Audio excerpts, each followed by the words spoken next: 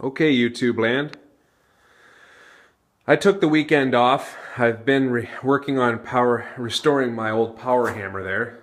As you can see, the chair's there so I can take a bit of a seat. It's a bit of a disaster area of the workshop. I ran out of TIG gas, and there's some bushings and other components and stuff that I need to get my hands on before I can go any further. So I've had these parts laying around for a while. An old brake drum off of a truck. This one here I think is 6 inches deep. A piece of plate steel. Simple enough, plate steel. It measures 26 inches deep and it is 36 inches wide. I had lots of old bed rail, so I just welded up some legs for it. I took the bed rail, the angle iron, made a frame around the diameter, and then just attached the legs and went down from there, put cross members on all the legs. Underneath, it's really simple. It doesn't get any easier. Okay, all it is the fire pot is here. There's a 2-inch coupler that comes off, which attached to a 2-inch pipe with an ash dump right here. Here's my air supply. Just a simple flex hose. Bit of an outrigger to hold my blower. And I got a good old-fashioned hand blower.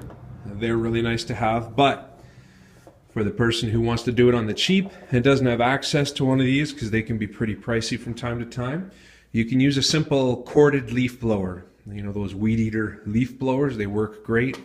You plug it into the wall, hook it up, blow underneath, and then just set up a simple gate valve, like a simple gate to open and close the air supply right here.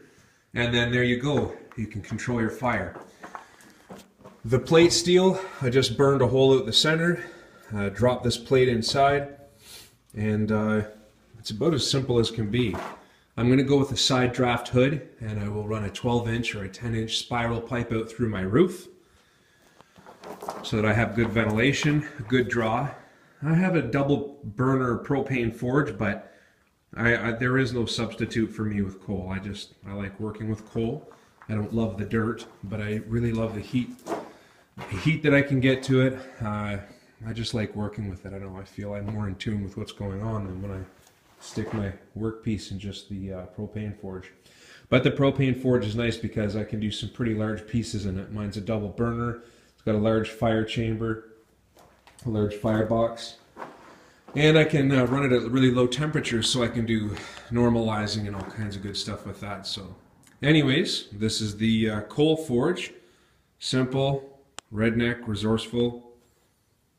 Like I say, old bed frames. It doesn't look fancy, but it gets the job done, and it's good and solid. Like, I can stand on the cross rails around the bottom with a little bit of welding that I popped together with.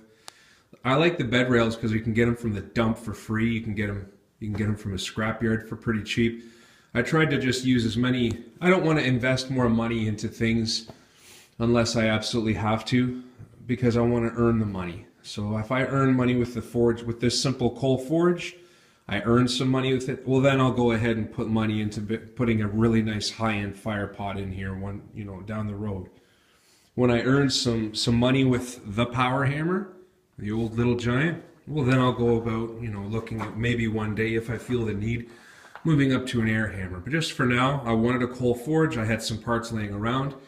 You can do it as easy as can be if you just want to get into forging and you don't mind. You don't even have to put the hood on it. You can just use one that, you put it in your backyard, you roll it out of your little shed and fire it up in the backyard, as long as you have neighbors who don't mind a bit of smoke and soot now and then. Or do it in the evening when they're not going to notice it. It's easier in the dark anyways to see your temperatures of your steel. So simple, down and dirty. If you have any questions, feel free to ask in the comment section and I'll reply. It's pretty self-explanatory because it's such a simplistic design. Simple and easy to make. You can probably do it yourself, no problem. If you have a buddy with an arc welder, that's all I use to do this. I just, as you can see, I pasted the welds together. I don't care.